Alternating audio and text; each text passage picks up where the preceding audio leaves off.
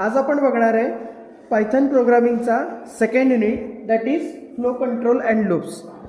तर हे का महत्त्वाचं आहे तर कोणतंही लॉजिक लिहित असताना पायथनमध्ये आपण प्रिव्हियस व्हिडिओजमध्ये किंवा प्रिव्हियस लेक्चरमध्ये बघितलं होतं की लूप्समध्ये जाण्या अगोदर पायथनचा फ्लो कसा असतो.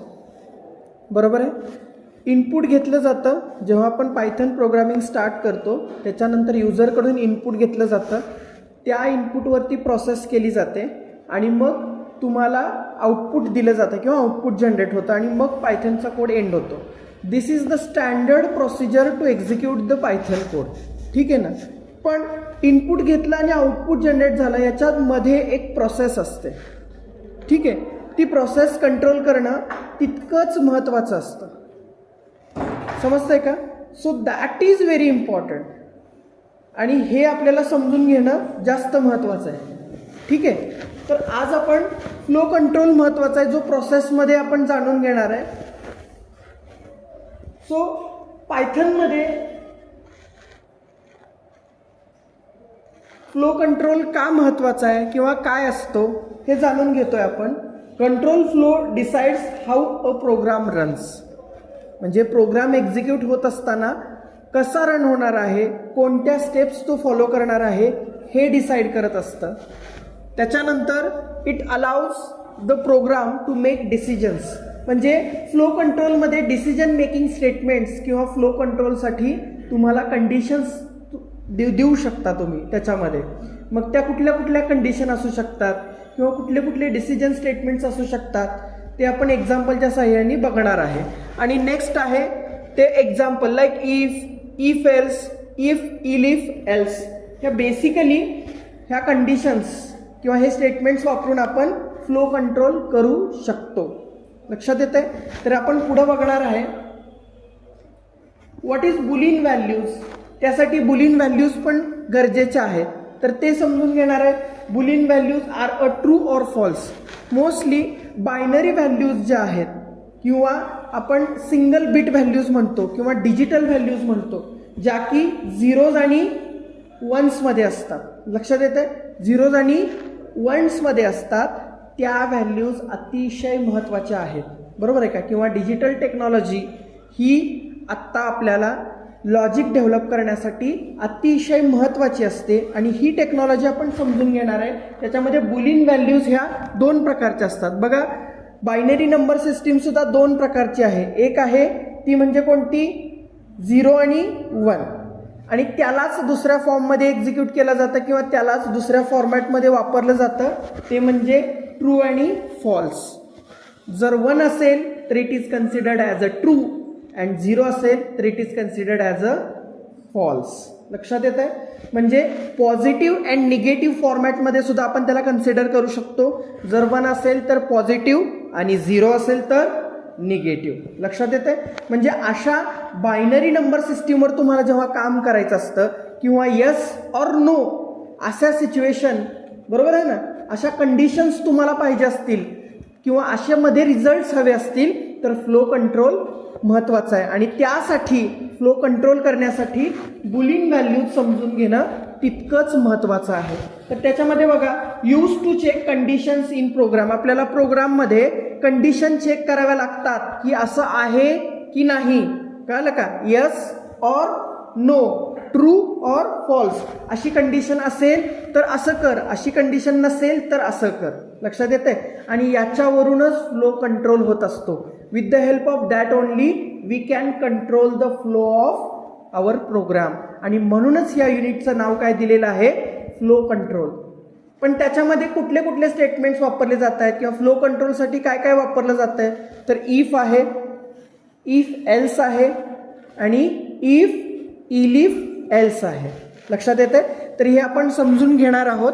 तर इथं बघा एक एक्झाम्पल दिलेलं आहे. त्या एक्झाम्पलच्या सहाय्याने तुमच्या लक्षात येईल की बघा 5 is greater than 3. 5 is greater than 3 he 5 value आहे. ही 3 पेक्षा मोठी आहे का. येस आहे. म्हणून हे काय आन्सर आलं, ट्रू आलं. बरोबर आहे का. तसंच एक दुसरं एक्झाम्पल आपण घेऊयात. 2 इज ग्रेटर दॅन 10. इथं मात्र कंडिशन काय झालेली आहे, फॉल्स झालेली आहे. बरोबर आहे, it is false. Why it is false? कारण की ही कंडिशन कशी आहे, चुकीची आहे. 2 इज ग्रेटर दॅन 10 आहे का रे? 2 ही संख्या 10 पेक्षा मोठी आहे का? नाही आहे. लक्षात येत आहे? त्यामुळं हे फॉल्स आन्सर येतं. अर्थातच ट्रूला आपण यस म्हणू शकतो तर फॉल्सला नो म्हणू शकतो. ट्रूला 1 पकडलं तर फॉल्सला 0. This is all related to the Boolean values. म्हणून आपल्याला कंडिशन चेक करत असताना बुलियन व्हॅल्यूज माहीत असणं गरजेचं आहे. म्हणून आपण समजून घेतलं की फ्लो कंट्रोलमध्ये बुलियन व्हॅल्यूची काय गरज आहे किंवा काय महत्त्व आहे. मला अपेक्षा आहे की तुम्हाला समजलं असेल बुलियन व्हॅल्यूज म्हणजे काय किंवा काय इम्पॉर्टन्स आहे. बरोबर आहे का? कारण जेव्हा आपण इफ स्टेटमेंट वापरतो, इफ एल स्टेटमेंट वापरतो, तेव्हा येस ऑर नो किंवा ट्रू ऑर फॉल्स हे समजलं पाहिजे आणि that is considered into the Boolean values. म्हणून आपण हे समजून घेतलं. नेक्स्ट आता आपण बघणार आहे इफ स्टेटमेंट. काय बघणार आहे? If statement. तर इफ स्टेटमेंट जर समजून घ्यायचं असेल तर सगळ्यात महत्त्वाचा भाग म्हणजे इफ स्टेटमेंट हे फक्त ट्रू कंडिशनला फॉलो करतं. ट्रू कंडिशन असेल तर तो लूपमध्ये कन्सिडर होणार. ट्रू कंडिशन असेल तर पुढची स्टेप एक्झिक्यूट करणार. ट्रू असेल तरच ते प्रोसिजर करणार, अदरवाईज वर्क करत नाही, कुठलंही ॲक्शन घेणार नाही. ट्रू कंडिशनच फक्त इफ फॉलो करतं, अदरवाईज करत नाही. हे सगळ्यात सिम्पल लॉजिक तुम्ही लक्षात ठेवू शकता. तर बघूया आपण इफ कंडिशन काय. चेक्स कंडिशन, कुठलीही कंडिशन तुम्ही इफमध्ये देऊ शकता. लक्षात येते? आणि ती चेक करण्यासाठी इफ स्टेटमेंट वापरलं जातं. ती कंडिशन चेक करण्यासाठी काय वापरलं जातं? इफ स्टेटमेंट वापरलं जातं. बघा if statement, if the condition is true then code is run. जर कंडिशन ट्रू असेल तरच कोड रन होतो, अदरवाईज कोड रन होत नाही. हे पण तितकंच महत्त्वाचं आहे. म्हणजे मी मगाशी सांगितल्याप्रमाणे आपल्याला जर कंडिशन चेक करायच्या असतील की असं आहे की नाही तर आपल्याला इफ स्टेटमेंटचा वापर करावा लागेल. जे की आपण इफ स्टेटमेंटमध्ये कंडिशन देतो ती जर ट्रू असेल तरच तो पुढची स्टेप एक्झिक्यूट करणार आहे. ती दिलेली कंडिशन फॉल्स ठरली तर ती पुढची कंडिशन किंवा पुढचा कोड एक्झिक्यूट करत नाही, तो काय होतो? स्टॉप होतो. तर बघा आता एक एक्झाम्पल इथं दिलेलं आहे.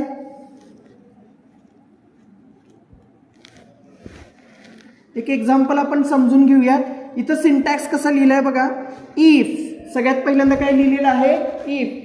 जर आपण पायथनमध्ये इफ वापरणार असू तर सगळ्यात पहिल्यांदा स्टेटमेंट वापरत असताना काय लिहावं लागतं? इफ लिहावं लागतं. बरोबर आहे का? एक्स नावाचा एक व्हेरिएबल वापरलेला आहे. इथं काय वापरलेला आहे? व्हेरिएबल वापरलेला आहे. व्हेरिएबल हा काय असतो हे आपण प्रिव्हियस लेक्चरमध्ये समजून घेतलेलं आहे. ठीक आहे. तर एक्स हा व्हेरिएबल आपण इथं वापरलेला आहे आणि चेक काय केले? एक्सची व्हॅल्यू 10 पेक्षा ग्रेटर दॅन आहे का, ही कंडिशन आहे. एक्स इज ग्रेटर दॅन 10 ही काय आहे? कंडिशन आहे. ती चेक करण्यासाठी इफ वापरलेला आहे आणि पुढे दिलेलं आहे colon, that is to be continue the process. काय दिलेलं आहे? कोलन. ह्याचाच अर्थ to be continue the process. लक्षात येते? पुढं जर ही कंडिशन ट्रू ठरली तर पुढची स्टेप एक्झिक्यूट कर आणि नाही फॉल्स ठरली तर तिथंच थांब. हे सांगण्यासाठी ह्या डबल डॉट अर्थातच कोलन यूज केलेला आहे. लक्षात येत आहे? इफ हे स्टेटमेंट आहे, ही कंडिशन आहे आणि टू बी कंटिन्यूसाठी कोलन दिलेलं आहे. मला वाटतं सगळ्यांना हा सिंटॅक्स समजलेला आहे की जर आपल्याला पायथन कोडमध्ये इफ लिहायचं असेल किंवा इफ हे स्टेटमेंट वापरायचं असेल तर आपल्याला लिहिताना हाच स्टँडर्ड फॉर्मॅट फॉलो करावा लागतो आणि त्यालाच सिंटॅक्स असं म्हणतात. काय म्हणतात? सिंटॅक्स असं म्हणतात. तर इफ, त्याच्यानंतर कंडिशन, त्याच्यानंतर कोलन. ठीक आहे. तर मला सांगायचं आहे की इफ याचा मराठी अर्थ जर होतो. काय होतो? जर. मराठीत जर आपण समजून घ्यायचं म्हटलं तर इफ या शब्दाचा अर्थ जर होतो. जर ही कंडिशन एक्झिक्यूट झाली, जर हे खरं असेल तरच तू काय कर? पुढचं स्टेटमेंट एक्झिक्यूट कर, पुढचा कोड एक्झिक्यूट कर. आणि खोटं असेल तर ते काहीही एक्झिक्यूट करत नाही, पुढच्या स्टेपला जात नाही. हे सिम्पल लँग्वेजमध्ये तुम्ही समजून घेऊ शकता. जर आणि तर. तर इथं संबंध आलाय का? नाही. आता फक्त आपण काय बघतोय? जर. इफ ही दिलेली कंडिशन ट्रू असेल, खरं असेल तर एक्झिक्यूट कर, नसेल तर करू नको. That is a simple way if statement. आणि मग एक्सची व्हॅल्यू ही 10 पेक्षा कमी असेल तर काय होणार रे? सॉरी, एक्सची व्हॅल्यू ही 10 पेक्षा जास्त असेल तर प्रिंट स्टेटमेंट एक्झिक्यूट होणार. म्हणजेच प्रिंट होणार काय? एक्स इज ग्रेटर दॅन 10 हे एक्झिक्यूट होणार. बरोबर आहे का? मग समजा मी जर इथं व्हॅल्यू घेतली एक्सची 5, एक्सची व्हॅल्यू किती घेतली आहे? 5. नाव x is equal to how many? 5. एक्सची किंमत किती घेतली आहे? 5. एक्स ह्या मेमरी लोकेशनला किती व्हॅल्यू आहे? 5. बरोबर आहे का? तर इथं चेक होणार आहे आता 5 म्हणजेच एक्स. एक्स किती आहे? 5. म्हणजेच काय? 5 इज ग्रेटर दॅन 10 आहे का? नाहीये. म्हणजे इथे कंडिशन इफ नंतरची कंडिशन काय झाली? फॉल्स झाली. हे प्रिंट होणार का? नाही होणार. बरोबर आहे का? पुन्हा आपण दुसरं एक्झाम्पल घेऊयात. मी इथं एक्सची व्हॅल्यू 15 घेतली. युजरनी एक्सची व्हॅल्यू 15 दिलेली आहे. एक्स ह्या मेमरी लोकेशनला म्हणजेच एक्स हे व्हेरिएबलची व्हॅल्यू किती आहे? 15 अर्थात 15 आहे. तर मग 15 व्हॅल्यू असलेल्या एक्स ह्या लोकेशनला काय असणार आहे? एक्स ह्या मेमरी लोकेशनला व्हॅल्यू किती आहे? 15 आहे. अर्थातच एक्सची किंमत किती झालेली आहे? 15 आहे. आणि आपल्याला चेक करायचं आहे की आता हे स्टेटमेंट प्रिंट होणार आहे का? बरोबर आहे का? मग इफ जर एक्सची व्हॅल्यू ही 10 पेक्षा ग्रेटर दॅन असेल तर प्रिंट काय करणार आहे? X is greater than 10. बरोबर आहे? इफ हे स्टेटमेंट जर आणि तर चेक करत असते. तर चेक करता का? सॉरी, तर चेक करत नाही, फक्त जर. ते पण कधी एक्झिक्यूट होणार आहे? जर हे कंडिशन ट्रू असेल तर, पॉझिटिव्ह असेल तर. अदरवाईज एक्झिक्यूट होत नाही. पुढची ही जी प्रिंट स्टेटमेंट आहे ती एक्झिक्यूट होणार आहे का? नाही होणार आहे. तर मग एक्स इज ग्रेटर दॅन 10 आहे का? एक्स इज ग्रेटर दॅन 10 आहे का? लक्षात घ्या. तर मग एक्सची व्हॅल्यू किती आहे? 15 आहे. किती आहे? 15 आहे. बरोबर आहे? म्हणजे एक्सची व्हॅल्यू 10 पेक्षा ग्रेटर आहे का? 15 is greater than 10. He condition आता सॅटिस्फाय झालेली आहे? झालेली आहे. कारण 10ची व्हॅल्यू ही 15 पेक्षा जास्त आहे. कशी आहे? 10ची व्हॅल्यू 15 पेक्षा जास्त आहे. मी बरोबर बोलतोय? चुकीचं आहे हे. 15 हे 10 पेक्षा मोठं आहे. म्हणजेच ही कंडिशन काय झाली रे? ट्रू झाली, सॅटिस्फाय झाली. आणि मग आता मात्र काय प्रिंट होणार आहे? पुढचं कंडिशन एक्झिक्यूट होणार आहे किंवा स्टेटमेंट प्रिंट होणार आहे. X is greater than 10. X is greater than 10. समजतंय का की नाही समजत आहे? समजलं का? मग मात्र एक्झिक्यूट होणार आहे एक्स इज ग्रेटर दॅन 10. मग तुम्हाला याच्यावरून लक्षात आलं असेल की इफ स्टेटमेंट हे फक्त ट्रू कंडिशन एक्झिक्यूट करतं किंवा कंडिशन जेव्हा सॅटिस्फाय होते, ट्रू असेल तरच पुढचा पार्ट एक्झिक्यूट करतं. अदरवाईज ते कुठलाही पार्ट एक्झिक्यूट करत नाही. अर्पिता, समजतंय तुम्हाला? नेक्स्ट आपण बघणार आहे आता इफ एल्स स्टेटमेंट. काय बघणार आहे आपण? If else statement. तर इफ एल्स स्टेटमेंट काय आहे बघा? कोण सांगताय का? इफ एल्स स्टेटमेंट हे काय असतं? जर आणि तर. अतिशय सोपं आहे. मगाशी आपण बघितलं फक्त इफ स्टेटमेंट. बरोबर आहे का? आता आपण बघणार आहे इफ आणि एल्स स्टेटमेंट. जर आणि तर. मगाशी बघा, जर असं असेल तरच प्रिंट एक्झिक्यूट कर. पण जर असं नसेल तर काय करायचं? म्हणजे तरचा मगाशी प्रश्न होता का? नव्हता. तर इथे त्यांनी सांगितलंय जर असं असेल तर हे एक्झिक्यूट कर आणि जर असं नसेल तर ते एक्झिक्यूट कर. त्यासाठी जर आणि तर. अर्थातच इफ आणि एल्स स्टेटमेंट आता आपण समजून घेणार आहे. बघा, it used when we have 2 choices. जेव्हा आपल्याकडे 2 चॉईस असतात. बरोबर आहे का? असं असेल ए इज ग्रेटर दॅन बी. मग अशा आपण बघितलं, जर ग्रेटर दॅन असेल तर एक्झिक्यूट कर, नसेल तर काय करायचं होतं का? काहीच करत नव्हता. पण इथं नसेल ही दुसरी चॉईस आहे. जर ग्रेटर दॅन नसेल तर काहीतरी प्रिंट कर, म्हणजेच ए इज लेस दॅन बी हे प्रिंट कर. अशी दुसरी चॉईस पण आहे. जेव्हा आपल्याकडे 2 चॉईस असतात, कळालं का, तेव्हा आपण कुठली कंडिशन किंवा कुठलं स्टेटमेंट वापरतो? इफ आणि एल्सचं स्टेटमेंट वापरतो. त्यालाच मराठीमध्ये आपण काय म्हणणार आहे? जर आणि तर. तर हे समजून घेणं अतिशय महत्त्वाचं आहे की इफ आणि एल्स कंडिशन काय आहे? Used when we have a two choices. Used when we have a two choices. जेव्हा आपल्याकडे दोन चॉईस असतात तेव्हा आपण त्याला यूज करणार आहे. जसं की समजून घेतलं आपण मगाशीच्या एक्झाम्पलवरून, इफ मध्ये एकच चॉईस होती, पण इथे आपल्याकडे दोन चॉईस असणार आहेत. असं असेल तर असं प्रिंट कर, पण असं नसेल तर असं प्रिंट कर. ही दुसरी चॉईस आपल्याकडे आहे, म्हणून आपण इफ आणि एल्स हे दोन्ही वापरत असतो. त्याचा आता एक्झाम्पल आपण समजून घेऊयात. बघा आता, इफ एक्स पर्सेंटाईल 2 = 0. आधी ही समजून घेऊया प्रोसेस काय आहे. ठीक आहे. X percentile. पर्सेंटाईल हा एक ऑपरेटर आहे. पर्सेंटाईल हा काय आहे? ऑपरेटर आहे. आणि हा भागाकारातील बाकी दर्शवण्याचं काम करतो. जर आपण एखाद्या संख्येला दुसऱ्या संख्येने भागलं, बरोबर का, तर त्याचे दोन उत्तर मिळतात. एक असतो तो भागाकार आणि दुसरी असते ती बाकी. अर्थातच मी इथे एक्झाम्पल तुम्हाला देतो. इथं जर आपण एक्स घेतलं आणि त्याला आपण 2 ने भागलं, बरोबर का, तर इथं तो असतो क्वोशंट म्हणजेच भागाकार, आणि खाली जे असते वजाबाकी करून राहिलेली तो असतो रिमाइंडर म्हणजेच बाकी. ठीक आहे. तर मग इथे हे एक्झाम्पल सॉल्व्ह करत असताना त्यांनी बाकी घेण्याचा प्रयत्न केलेला आहे. ठीक आहे. तर मग एक्स ही आपण युजरनं दिलेली कुठलीही व्हॅल्यू असू शकते किंवा व्हेरिएबल असू शकतो. त्या व्हेरिएबलला जेव्हा 2 न भागलं तेव्हा जर त्या बाकी पूर्ण येत असेल, त्याची बाकी जर पूर्ण संख्या येत असेल किंवा त्याची ती संख्या पूर्ण अंक असेल तर त्याची बाकी किती येणार आहे? 0 येणार आहे. बरोबर का. अर्थातच पर्सेंटाईल इज यूज्ड, त्यालाच मॉड्युलस असं म्हणतात. कुठलं ऑपरेशन म्हणतात? मॉड्युलस. तर वेगळे वेगळे ऑपरेटर्स आहेत. तर इथे बघा एक्स आणि 2 हे 2 ऑपरेंड्स आहेत आणि त्याच्यावरती मॉड्युलस हे ऑपरेशन परफॉर्म केलेलं आहे. आणि जर येणारा रिझल्ट हा = 0 असेल, अर्थातच 0 असेल, तर डबल इक्वल टू ह्याचा अर्थ असाइनमेंट ऑपरेटर आहे.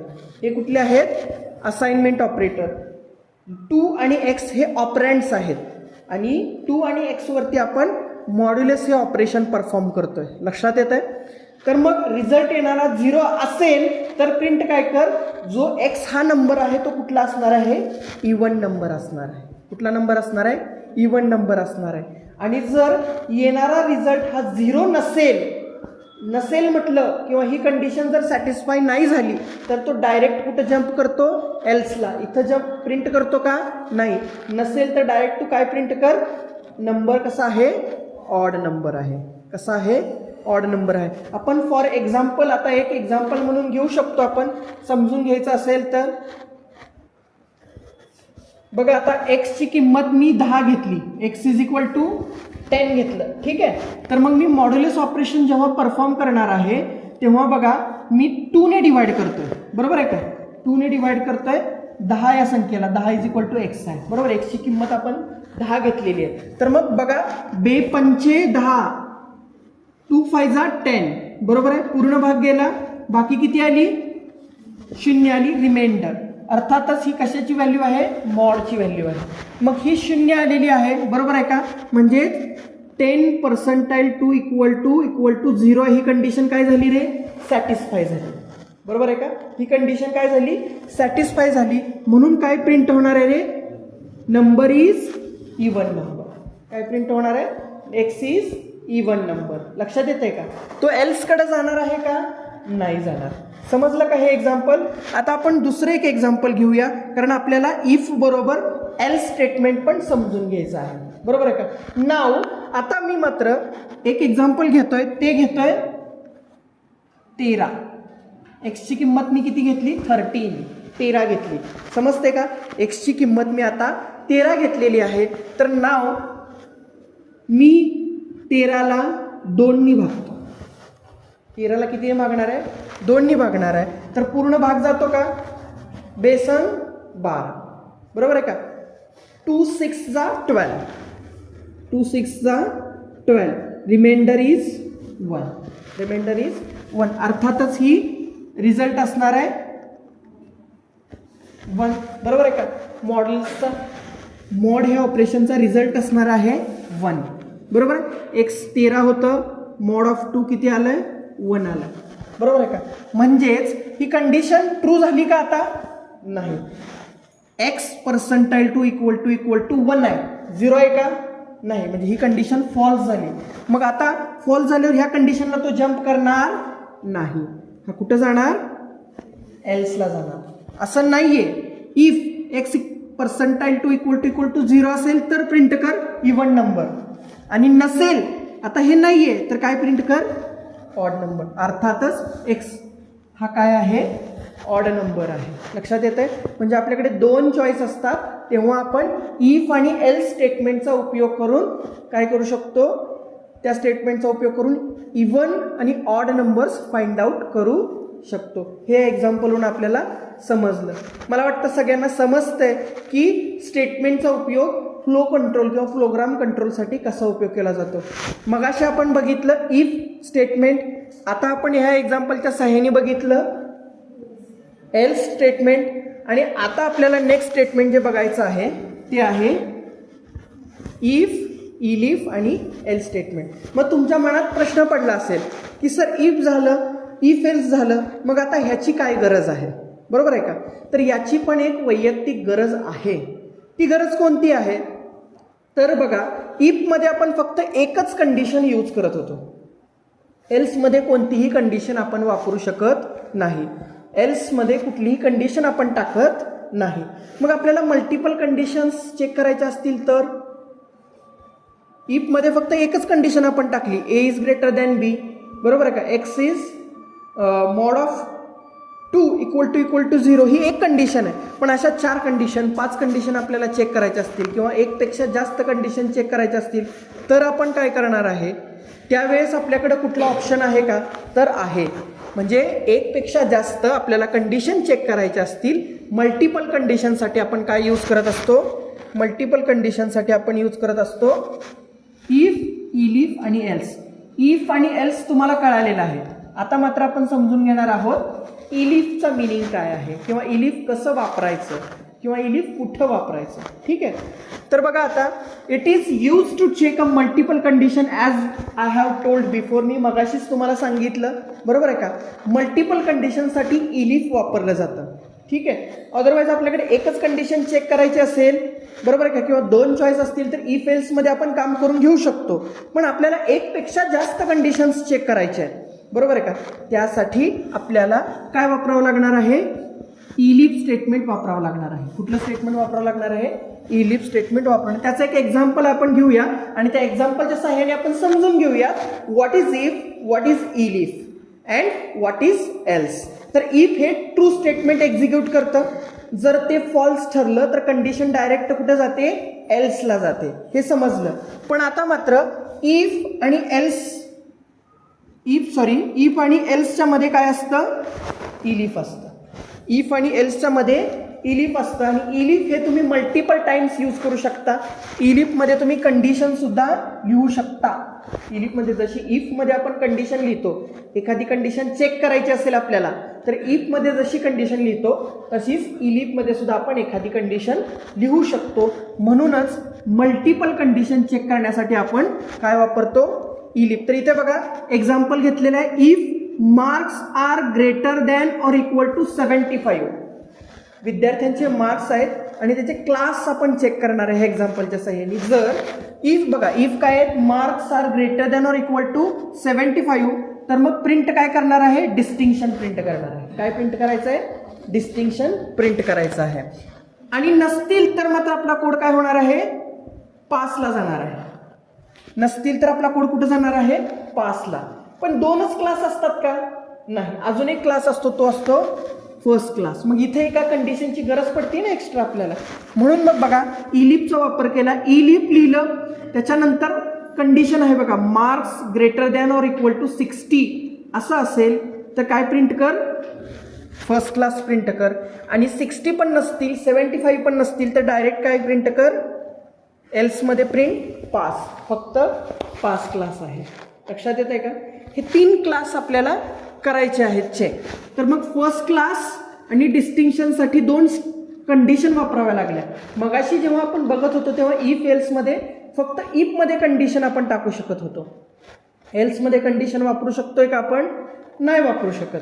तर मग जेव्हा दुसरी कंडिशन आपल्याला एक चेक करायची असेल त्यावेळेस इलिफचा आपल्याला अतिशय मदत होते किंवा इलिफच्या साह्याने आपण एकपेक्षा जास्त कंडिशन चेक करू शकतो. मल्टिपल कंडिशन्स आपण चेक करू शकतो. जर आपण ह्याला समजून घ्यायचं असेल तर बघा आता ह्या एक्झाम्पलला समजा एक्स हा एक विद्यार्थी आहे आणि त्याचे पर्सेंटेज मार्क्स जे आहेत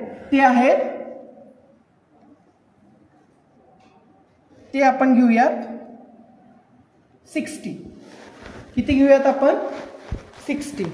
तर मग आता पहिल्यांदा एक्सची व्हॅल्यू इथं चेक होणार, बरोबर आहे का? एक्स म्हणजेच काय आहेत? मार्क्स आहे, बरोबर आहे. एक्स हा विद्यार्थी आहे, त्याचे मार्क्स पर्सेंटेज किती आहेत? 60 आहेत, बरोबर आहे का? मग मार्क्स चेक होणार इफ जर marks is greater than or equal to 75. हे 75 पेक्षा मोठं आहे का? नाही, बरोबर आहे का? मग आपलं हे फॉल्स ठरल्यानंतर डायरेक्ट कुठं जायला पाहिजे? एल्सला. पण जाणार आहे का ते? नाही. आता मात्र इथं इलिफ आहे, ते इथं नाही गेलं तर मग कुठं जाणार आहे? इलिफमध्ये एंटर करणार आहे. तर मग इथं मात्र पुन्हा मार्क्स चेक होणार. Marks is greater than or equal to 60. आता हे 60 आहे, greater than or equal to 60 आहे का? येस, हे marks greater than or equal to 60 आहेत. मग काय प्रिंट करणार आहे? फर्स्ट क्लास प्रिंट करणार, बरोबर का? समजतंय का की नाही समजत आहे? आणि मग जर आपले मार्क्स समजा एक्स इज इक्वल टू 50% असतील, बरोबर आहे का? तर मार्क्स 50 झाले, बरोबर आहे? मार्क्स 50 झाले तर मग इथं मात्र इलिफमध्ये सुद्धा बघा 75 पेक्षा जास्त आहेत का? नाही आहेत. 60 पेक्षा जास्त आहेत का? नाही आहेत. ह्या दोन्ही कंडिशन सॅटिस्फाय होत नसतील तर डायरेक्ट काय प्रिंट करणार आहे? ते पास. तो विद्यार्थी कसा आहे? पास आहे. तर या सगळ्यावरून तुमच्या लक्षात आलं असेल की आपण मल्टिपल कंडिशनचा उपयोग करून चेक करू शकतो 2 पेक्षा जास्त कंडिशन्स. मग तुम्ही हे इलिफ एकदा वापरलं, 2दा वापरलं, 3दा वापरलं, नंबर ऑफ टाइम्स सुद्धा इलिफ वेगळ्या वेगळ्या कंडिशनसाठी वापरू शकता. मला वाटतं तुम्हाला समजलं असेल की इफ का वापरायचं, इफ एल्स कसं वापरायचं आणि इलिफ कसं वापरायचं, का वापरायचं आणि कसं वापरायचं. ठीक आहे.